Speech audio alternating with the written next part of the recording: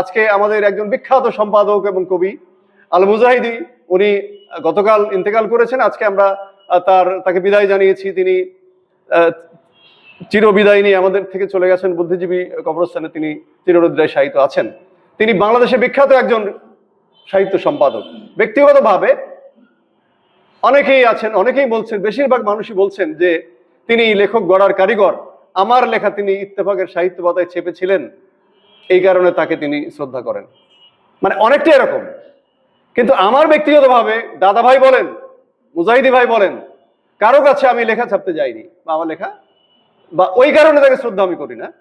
তিনি বাংলাদেশের 69-এর গণ অভ্যুত্থানের একজন মহানায়ক ছিলেন।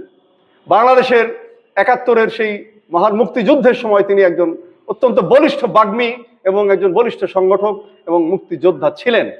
এবং তিনি একজন বাংলাদেশের অনুকরণীয় একজন সাহিত্য সম্পাদক ছিলেন, যে আমি গেলেও আমার লেখা সেখানে হুট করে ছাপা হতো না, এই রকম তিনি ছিলেন। তবে